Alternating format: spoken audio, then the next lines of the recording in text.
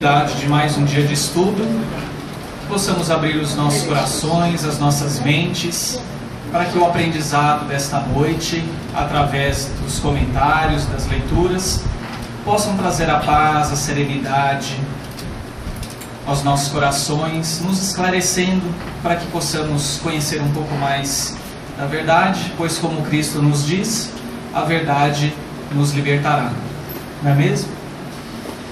Muito bem, continuando o nosso estudo, estamos no capítulo 22, cujo título é Imersão do Passado, do livro Nos Domínios da Mediunidade. Então, este capítulo começa dentro de um contexto onde, havendo uma reunião semanal presidida por um dos dirigentes, o Raul Silva, e onde estava sendo também assessorada pelo espírito André Luiz, Hilário e Aulus, que acompanhavam os trabalhos. Estavam presentes também nesse recinto, nesta casa de assistência, os trabalhadores da casa e aqueles que receberiam a assistência. Dentre aqueles que receberiam assistência, são destacadas 5 pessoas. 2 senhoras, seguidas pelos seus respectivos esposos, e um cavalheiro, que, segundo a descrição no livro, apresentava uma fisionomia fadigada.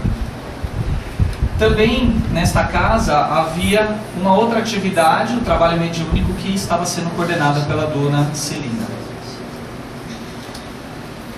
E aí, dentro da narrativa, encontramos o seguinte: uma das senhoras caiu em pranto convulsivo. "Quem me socorre? Quem me socorre?" E comprimindo o peito com as mãos, acrescentava em tom comovedor: "Covarde, por que apunhalar assim uma indefesa mulher? Serei totalmente culpada? Meu sangue condenará seu nome infeliz." Raul, com a serenidade habitual, abeirou-se dela e consolou-a com carinho. "Minha irmã, o perdão é o remédio que nos recompõe a alma doente. Não admita que o desespero lhe subjugue as energias. Guardar ofensas é conservar a sombra. Esqueçamos o mal para que a luz do bem nos felicite o caminho." Então, dentro da narrativa, já retiramos algumas questões muito importantes. Primeiro delas é o fato da senhora, em um momento de desespero, relatar o grau de sofrimento que ela trazia naquele momento. E nós vamos, ao longo da aula dessa noite, entender o que estava acontecendo. O segundo é o entendimento de que faltava a ela naquele momento a compreensão de que o perdão era o remédio para o alívio do sofrimento que ela apresentava naquele instante, de desespero, de angústia. E nós vamos ver que tem um motivo essa angústia, tem um motivo esse desespero.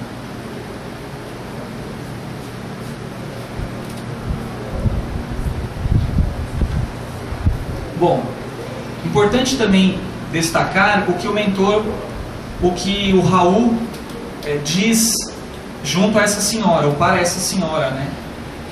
Não guardar ofensas é conservar a sombra. Então, o papel que guardar ofensas, guardar ressentimentos, tudo isso nos afeta do ponto de vista psíquico, do ponto de vista mental, do ponto de vista físico, muitas vezes, né? E o remédio é que a gente possa esquecer o mal para que a luz nos felicite o caminho. Mas sabemos que o perdão é algo muito difícil em nossas vidas. Olvidar, esquecer, nunca. O Senhor sabe o que vem a ser uma lâmina enterrada em sua carne? Provavelmente ela foi apunhalada, né? Sabe o que seja a calamidade de um homem que nos suga a existência? para arremessar-nos à miséria, comprazendo-se depois disso em derramar-nos o próprio sangue? Quer dizer, houve um relacionamento anterior, né, onde muito provavelmente houve aí amor, houve dedicação, houve experiências em conjunto, mas depois, por circunstâncias da vida, outros acontecimentos levaram ao trágico desfecho. Sim, sim, responde Raul, ninguém lhe contraria o direito à justiça, segundo as suas afirmações. Entretanto, não será mais aconselhável aguardar o pronunciamento da bondade divina? Será que tudo não tem que acontecer no tempo de Deus? Né? Fazer a justiça com as próprias mãos, ou guardar esses ressentimentos, essas ofensas, né, não nos contribuirá em nada para o nosso refazimento, para o nosso melhoramento. Quem de nós estará sem mácula? Ele ainda complementa. Esperar, há quanto tempo não faço outra coisa?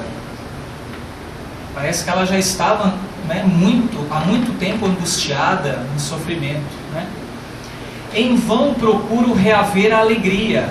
Ela fazia um esforço, né, muito provavelmente, para colocar outras coisas em seu coração, em seu pensamento, que talvez pudesse aliviar ela dessa dor da alma. Por mais me dedique ao trabalho de romper com o pretérito, vivo a carregar a sombra de minhas recordações. Então ela guardou isso na memória, e a gente vai ver a seguir como isso se procedeu. E como quem traz no próprio peito o sepulcro dos sonhos mortos. Ela tinha sonhos, ela idealizou compromissos, ideias, realizações que provavelmente não se concretizaram. Tudo por causa dele. Tudo pelo malvado que me arruinou o destino. E a pobre criatura prorrompeu em soluços, enquanto um homem desencarnado, não longe, fitava com inexprimível desalento. E aí ele continua: não vejo, o Hilário, né? Curioso, não vejo a entidade de quem a nossa irmã se faz intérprete. Sim, disse por minha vez, observo em nossa vizinhança um triste companheiro desencarnado. Mas se ele estivesse telepaticamente ligado à nossa amiga, de certo a mensagem definiria a palavra de um homem, sem as características femininas da lamentação que registramos. E em verdade, não notamos aqui qualquer laço magnético que nos induza a assinalar fluidos teledinâmicos ou telementais sobre a mente da médium. E aí Aulus lhe explicou: o que está acontecendo aqui? Que fenômeno é esse? Alguém quer arriscar? Então a gente vai ver mais a seguir. Estamos diante do passado de nossa companheira. A mágoa e o azedume, tanto quanto a personalidade supostamente exótica de que dá testemunho, tudo procede dela mesma. Ante a aproximação de antigo desafeto, que ainda persegue de nosso plano, no plano espiritual, revive a experiência dolorosa que lhe ocorreu. Então, à medida em que ele se aproxima, e a gente vai ver como isso acontece, ela sente as vibrações por ele provavelmente emanadas, mas também aquilo que ela guarda no seu campo psíquico e no seu campo mental, a ponto dela ter, como nós vamos ver ao longo da aula, provavelmente ela apresentou quadros semelhantes como esse apresentados naquela casa de oração. Então ela revive a experiência dolorosa que lhe ocorreu em cidade do Velho Mundo, ou na Ásia, ou na África, ou na Europa, não há uma definição aqui, não há um local específico, no século passado. E entra em seguida a padecer insopitável melancolia. Recomeçou a luta na carne. Então ela reencarnou, possuída de novas esperanças. E aqui a gente faz uma breve pausa para a gente refletir um pouco sobre que a cada reencarnação nós nos comprometemos a realizar alguns compromissos. Trazemos sim as nossas experiências de outras vidas, os aspectos das outras personalidades que tivemos em outras eras, né? E isso, obviamente, em algum momento precisa ser trabalhado. E no caso dela, era algo que dentro dela, em seu espírito, não havia sido ainda trabalhado, porque ela guardava muitas mágoas, né? Deste evento que aconteceu com ela no passado. Contudo, tão logo experimenta a visitação espiritual do antigo verdugo, que a ela se enleia através de vigorosos laços de amor e de ódio. Veja que há também um sentimento de amor concomitante ao sentimento de ódio. Porque ela tinha esperanças dentro deste relacionamento anterior de convivência. Ela alimentou sonhos, lembram? Ela alimentou esperanças, mas as coisas na vida não aconteceram como ela talvez tinha sonhado ou idealizado. Mas esses sentimentos, essa vibração, os pensamentos emanados, quando a enleia, a envolve, perturba-se-lhe a vida mental, necessitada, portanto, da mais ampla reeducação. É um caso no qual se faz possível a colheita de valiosos ensinamentos, como nós estamos apontando aqui. E aí, Hilário ainda falando, isso quer dizer que nossa irmã, agora falando, né? Isso quer dizer que a nossa irmã imobilizou grande coeficiência de forças do seu mundo emotivo, em torno da experiência a que nos referimos, a ponto de semelhante cristalização mental haver superado o choque biológico do renascimento no corpo físico, prosseguindo quase que intacta essa cristalização mental. Então nós não aprendemos através da doutrina espírita que a reencarnação ela é acompanhada do esquecimento de grande parte, de boa parte daquilo que nós vivenciamos em outras jornadas reencarnatórias. Não é isso? Muito bem. Só que no caso dela, ela trazia cristalizado em seu campo mental aquele sentimento de mágoa e aquele episódio que lhe tinha acontecido, a tal ponto que nesta presente encarnação ela apresenta um quadro, um transtorno que se manifesta à semelhança do que nós estamos vendo aqui nesse momento.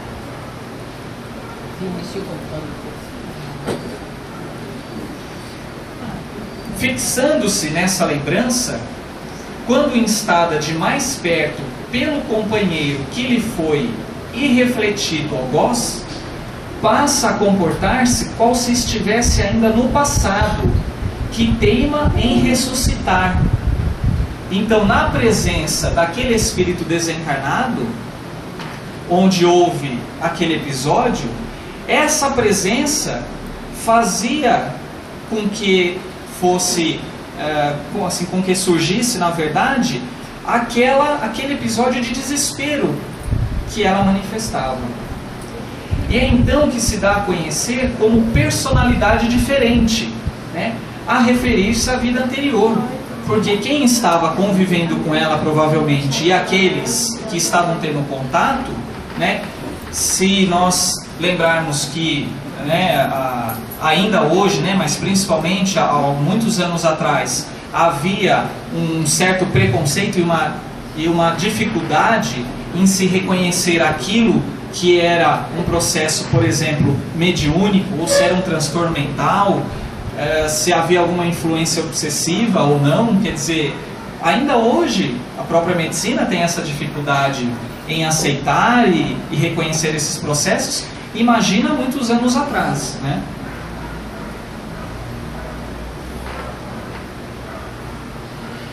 Bom, sem dúvida, em tais momentos, é alguém que volta do pretérito a comunicar-se com o presente. Porque ao influxo das recordações penosas de que se vê assaltada, centraliza todos os seus recursos mnemônicos, as suas reminiscências, lembranças, tão somente no ponto nevrálgico em que viciou o pensamento. Havia o quê? Um ponto doloroso, uma cicatriz, uma marca, né? E obviamente, nesses momentos ela como se recorda do acontecido. Para o psiquiatra comum, é apenas uma candidata à insulinoterapia ou ao eletrochoque, que eram condutas realizadas há algumas décadas atrás para o tratamento de um suposto transtorno mental. Entretanto, para nós, é uma enferma espiritual, uma consciência torturada, exigindo amparo moral e cultural para a renovação íntima, única base sólida que lhe assegurará o reajustamento definitivo. Então aqui nós retiramos mais um aprendizado. E qual é o aprendizado?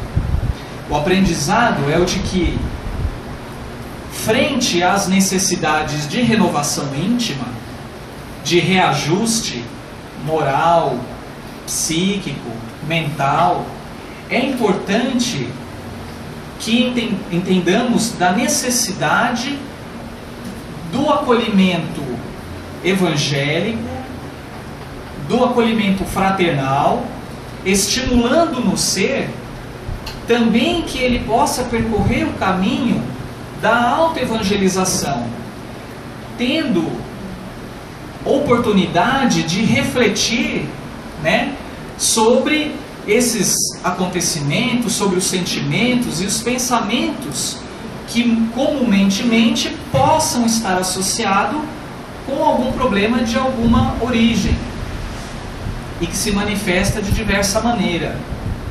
O entendimento aqui que devemos ter é de que aquela pessoa que chega à casa de oração e que acaba manifestando aqueles sintomas e toda a narrativa, ela necessita ser amparada, né?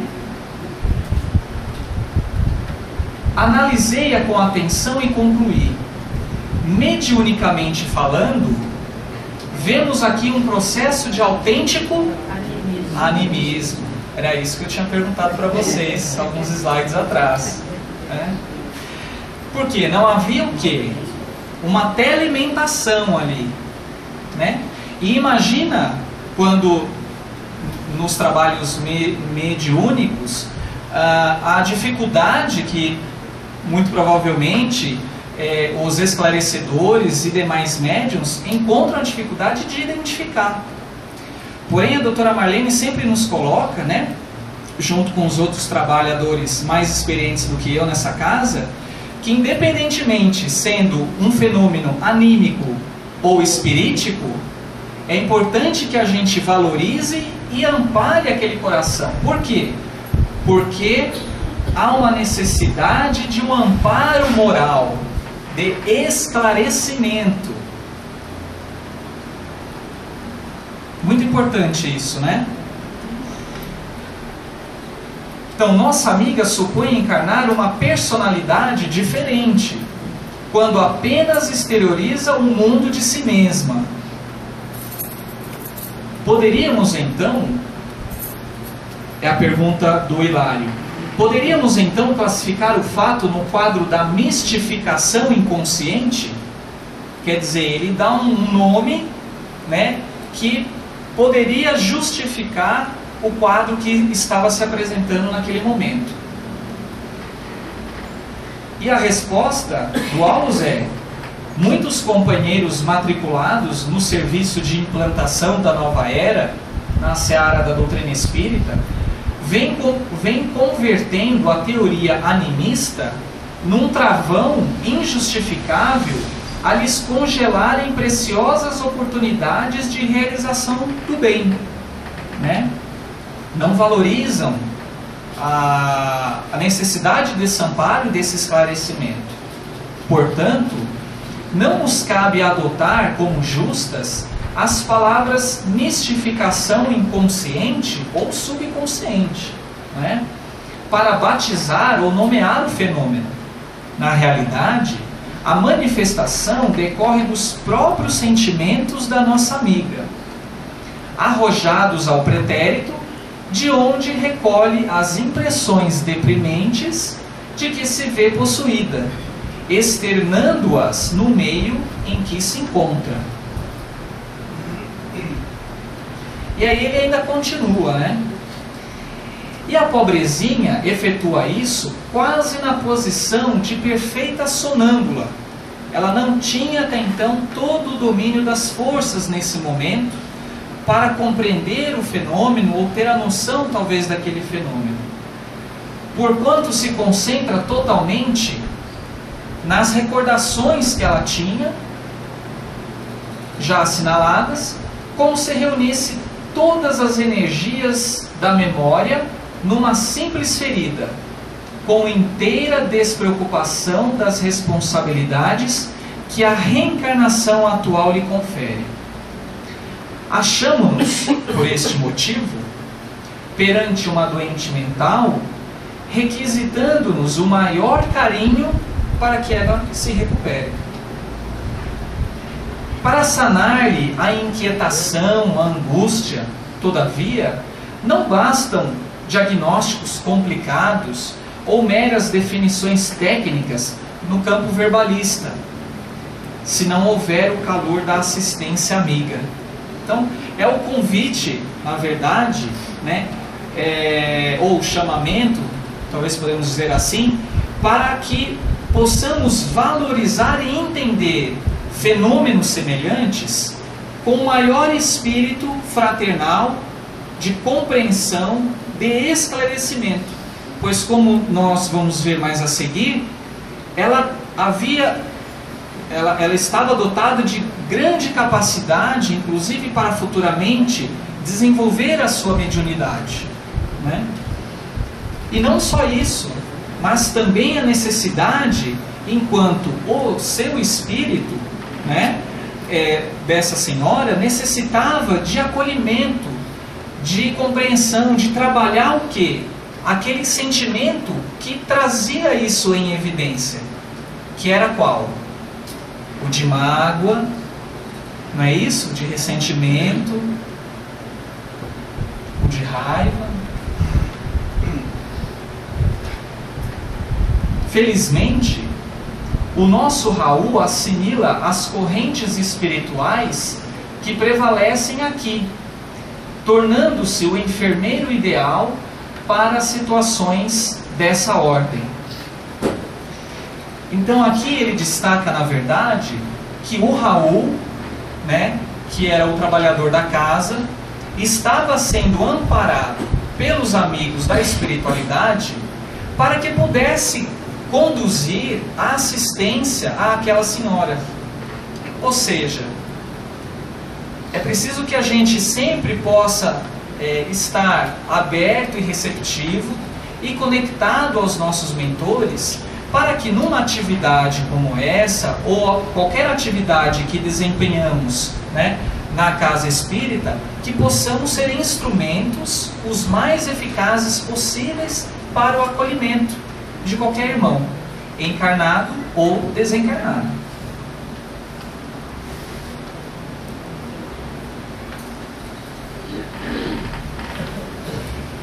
Hilário, e ele continua, né? Hilário, tanto quanto eu, edificado com os ensinamentos ouvidos, perguntou respeitoso: e podemos considerá-la médium mesmo assim? E aí vem a resposta, né? Como não? Um vaso defeituoso pode ser consertado e restituído ao serviço, né? Naturalmente, agora a paciência e a caridade necessitam agir para salvá-la. Naturalmente, a paciência e a caridade necessitam agir para salvá-la. Muito provavelmente, ela continuaria, mesmo após essa assistência, após a segunda, a terceira, após mesmo ela se esforçando no caminho do bem, trabalhando o sentimento de perdão, ela não estaria totalmente isenta de ainda vivenciar essas experiências, essas reminiscências. E assim acontece com todos nós, que ora caímos, levantamos, tentamos acertar um pouquinho, depois voltamos a errar novamente, e aí a hora que a gente acha que aquela situação está resolvida, a gente vê que não está resolvida coisa nenhuma. E aí, mais um tropeço. E aí a gente vai no caminho da persistência e da boa vontade, né? E cada um tem o seu tempo, né? Cada um tem o seu grau de entendimento, né? Cada um se encontra num grau evolutivo diferente. Nossa irmã deve ser ouvida na posição em que se revela, deve ser respeitada, né? Como sendo em tudo a desventurada mulher de outro tempo, e recebida por nós nessa base, para que se use o remédio moral. Qual é o remédio moral? O amor. O amor. O que mais? O acolhimento. Né? A evangelização, o processo de autoevangelização, porque também depende dela, né? Para que ela pudesse conseguir trabalhar tudo aquilo que tinha acontecido e esse sentimento.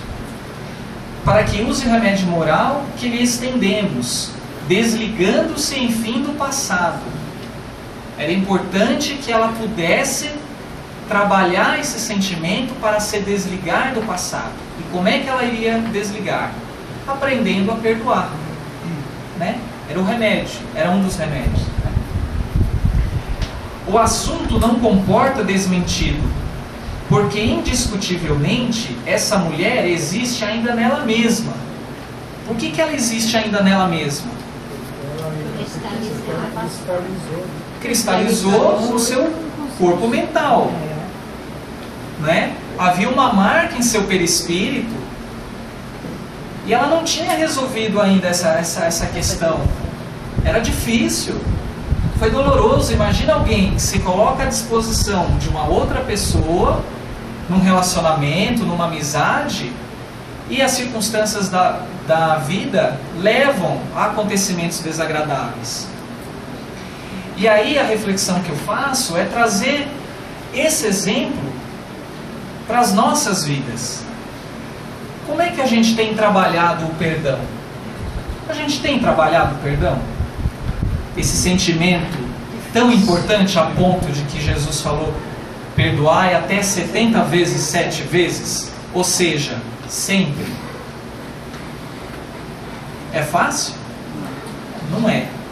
E qual é o remédio para a gente poder começar a trabalhar isso dentro dos nossos corações? Como? O exercício do amor. O exercício do amor. Ser humilde. Humildade, a prece. Né? São elementos para isso.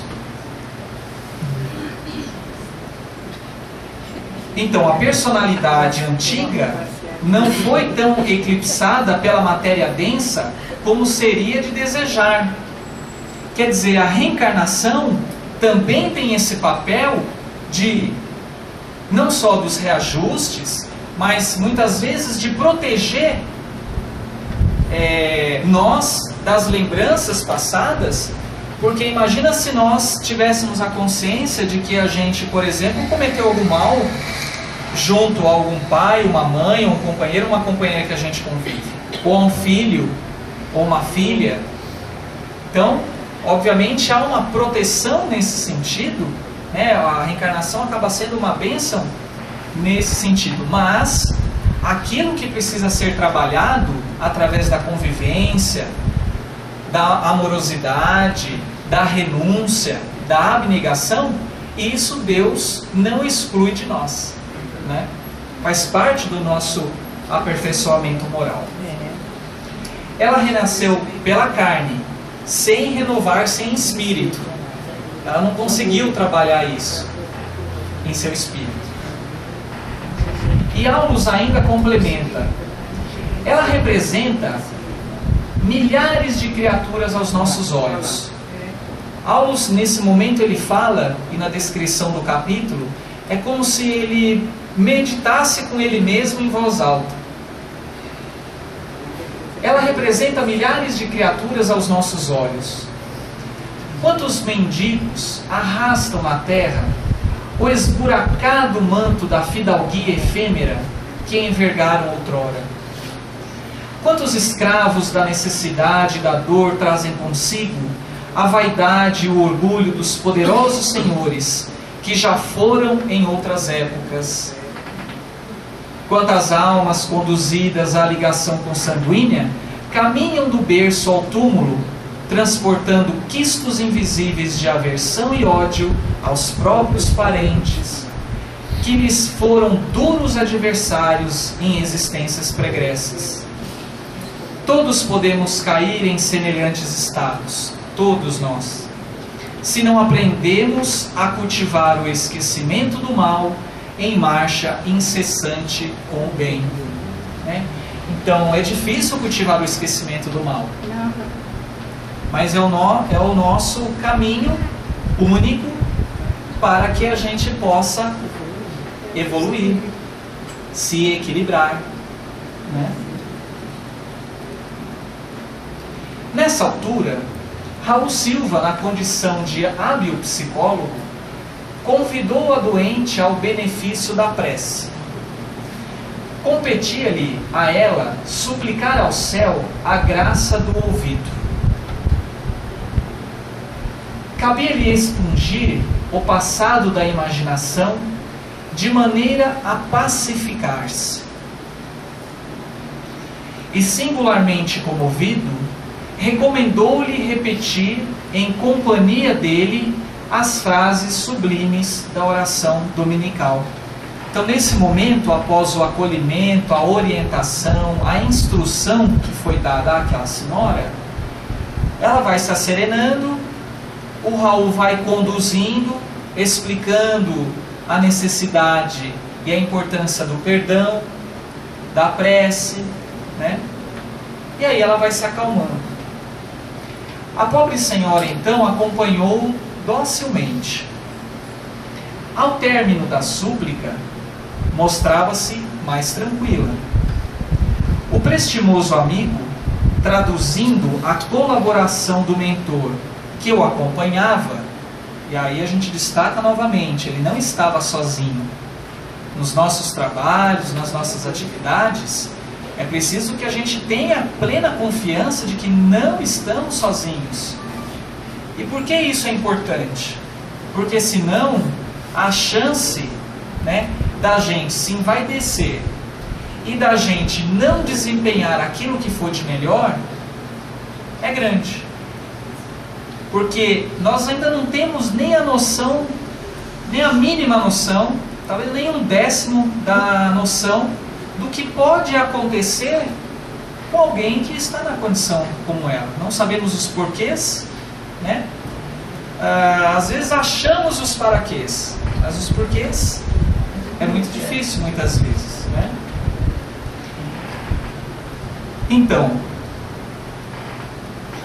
o prestimoso amigo, traduzindo a colaboração do mentor que o acompanhava, solícito, rogou-lhe considerar, acima de tudo, o impositivo do perdão aos inimigos para a reconquista da paz. E em lágrimas, a enferma desligou-se das impressões que a imobilizavam no pretérito, tornando a posição normal. Enquanto Silva lhe aplicava passes de reconforto, o assistente, o Aulus, comentou: outra não pode ser, por enquanto, a intervenção assistencial em seu benefício. Ou seja, era preciso que devagar, e dosadamente, a nossa irmã, aquela irmã, pudesse ser acolhida e orientada. Não era da noite para o dia, ou através de alguma palavra, ou de algum comentário talvez um pouco mais incisivo, e também não pelo fato dela estar numa casa de oração e ter sido acolhida, e amparada, é que aquele problema já havia sido solucionado. E se a gente trazer um pouquinho isso para o nosso dia a dia, muitas vezes a nossa maior preocupação é que a gente possa, através de uma simples prece, de um simples passe, de um simples qualquer outro tratamento espiritual, a gente ficar livre do problema. Mas não é assim que funciona. O trabalho de renovação, o trabalho de trabalhar sentimentos como esse, é um trabalho interior. Mas a gente tem um caminho. E o caminho é Jesus. E o caminho é a autoevangelização, é a prática do bem, da caridade, do alto amor. Sim, também do alto amor, além do holo amor. Porque como nós vamos oferecer algo de bom para o outro se a gente não se gosta, se a gente não se ama, se a gente não se cuida? Como vamos oferecer algo de bom? Não é mesmo? Então, pela enfermagem espiritual, pela assistência espiritual oferecida, bem conduzida, reajustar-se-á pouco a pouco, retomando o império sobre si mesma e capacitando-se para o desempenho de valiosas tarefas mediúnicas mais tarde. Então essas foram as orientações que, ao final da assistência prestada, também o Aulus traz este comentário. Também lembrei aqui agora uma outra coisa que durante a preparação do estudo eu refleti um pouco, pela questão que ele coloca, em relação às reminiscências, aquilo que é trazido na nossa memória, E aí eu fiquei pensando, e obviamente a gente não pode generalizar, e talvez isso caiba apenas como um título de hipótese, mas é que em alguns transtornos mentais, em algumas condições clínicas, como por exemplo a demência ou os quadros demenciais, o que é afetado geralmente é o campo da memória. Quer dizer, uma das atividades que são afetadas é o campo da memória. Bom, se nós entendermos que tudo aquilo que nós registramos, e dependendo de como nós registramos, dependendo da força, da intensidade e da cristalização, maior ou menor, como aconteceu com essa senhora, se der, muito provavelmente esses, chamaria assim de nós, que a gente vai acumulando ao longo da nossa existência presente ou existência passada, essas questões que não são muito bem resolvidas por cada um de nós, dependendo então dessa intensidade, talvez isso possa estar relacionado com não só esses quadros e transtornos como aquela senhora apresentava, mas outros. a semelhança, por exemplo, de um quadro demencial, que não era o que estava acontecendo com ela, né? Claro que isso é apenas uma hipótese que eu levantei, então é da minha cabeça isso, não está escrito em nenhum lugar, não tem nenhum estudo científico, mas talvez seja algo que a gente possa se aprofundar, né, e procurar estudar isso. Então, achei que talvez isso seja pertinente. Alguém gostaria de fazer alguma pergunta e especialmente alguma colocação? As perguntas eu vou deixar lá para a doutora Marlene responder.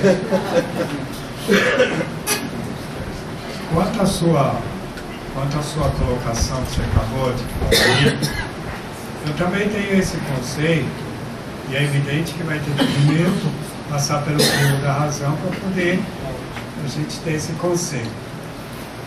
E dentro dessa aula hoje, eu até recomendo um filme que mostra praticamente quase tudo que aconteceu aí. Ele chama, inclusive até colocou, tem uma parte aí, que ela fala que ela está dentro dela mesma. Tem um filme que chama-se, como é que chama? Minha Vida em Outra Vida. É um filme que eu acredito que você já deve ter visto esse filme. Tá? É um filme que 20 anos depois ela reencarna. Tá? Ela tem uma vida para trás muito turbulenta, tá? Ela acaba desencarnando e deixando 4 filhos. É um filme muito bonito, 4 filhos. Aí ela reencarna 20 anos depois, só que ela não conseguiu mastigar direito a vida que ela teve para trás. Então ela começou a cristalizar, ela cristalizou, apesar que ela era médium, mas não era uma, ela cristalizou e viu um flash. Ela reencarnou como uma arquiteta e viu um flash nela, ela escrevendo um monte de palavras, né? Até mesmo fazendo uma igreja, uma casa e as crianças. Bom, para encurtar o filme, no final ela conseguiu reunir os 4 filhos que ela deixou lá para trás, porque os 4 filhos tinham praticamente 80 anos, e foi verídico isso, inclusive. Ela conseguiu, na reencarnação, né? Ela conseguiu, por quê? Porque ela não conseguiu digerir tudo e estava atrapalhando o flash que ela estava. Ela precisou fazer uma terapia também, tá? Regressiva, por quê? Porque ela não conseguia entender. A mãe dela precisou dar um livro espírita para ela poder acreditar na reencarnação. É um filme muito bonito, é um filme que mostra, é lindo, porque no final do filme... Pode contar o final, senão... Eu não vou contar o final, mas é um filme que vale a pena todo mundo assistir, porque mostra exatamente tudo que está aí dentro. Pode falar? Deixa eu fazer... Não. Porque não é vantagem, porque todos esses filmes assim a gente acaba chorando, né? Todo mundo quer chorando, é muito bonito o filme, vale a pena ser visto. Mas acontece que um dos irmãos, o que acontece é o seguinte: o marido dela na outra vida era extremamente... Ele era extremamente violento. E havia ali uma noção de proteção. E esse pensamento do irmão daquele que havia se comprometido a defender os outros irmãos, a culpa dele chamava ela incessantemente. E esse pedido de desculpas é que motivou o encontro deles. Isso é muito, do ponto de vista moral, é muito interessante. Vamos lá, vou falar alguma coisinha que não tem nada a ver com filme agora. O pessoal tem que ver o debate filme aqui. mesmo. O que eu ia falar é o seguinte, uma colocação até, e depois vou até fazer uma pergunta. Nós sabemos que o véu do esquecimento é uma bênção que o nosso Pai nos deu, mas em alguns casos específicos, esse véu é tão diáfano que passam essas situações. Os grandes pesquisadores da reencarnação, que eu vou me reportar ao Ian Stevenson, né, que livro específico sobre isso, ele nos faz inúmeros relatos com relação a esse véu do esquecimento que a pessoa traz de vidas pretéritas. Nós sabemos que os casos de personalidade múltipla na literatura médica são pouquíssimos casos, são relatados. O mais famoso é o Sibyl, né, da década de 60, que foi mais relatado, que a gente estudava nas faculdades de psicologia principalmente. Agora, nós nos deparamos no dia a dia, eu em outras duas casas dirijo o grupo de desobsessão, com algumas personalidades de vidas passadas, como aqui, emergentes.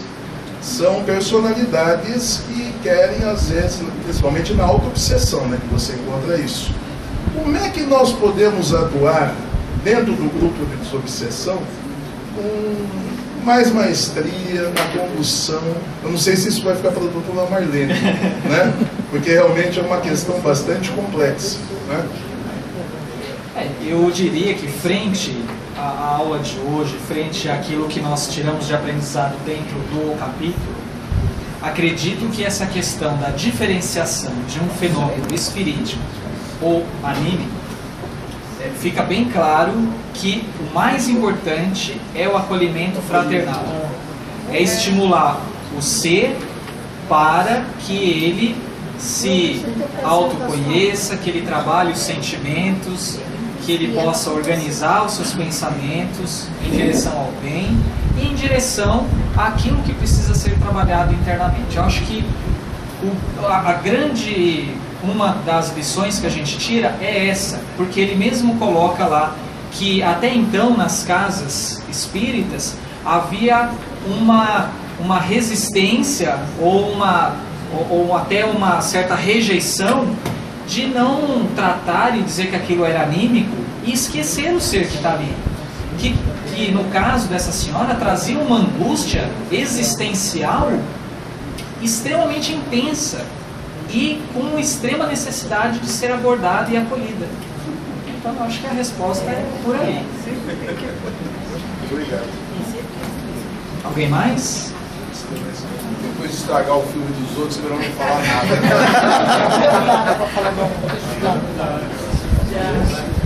Então tá bom. Até a próxima semana. Vamos trabalhar.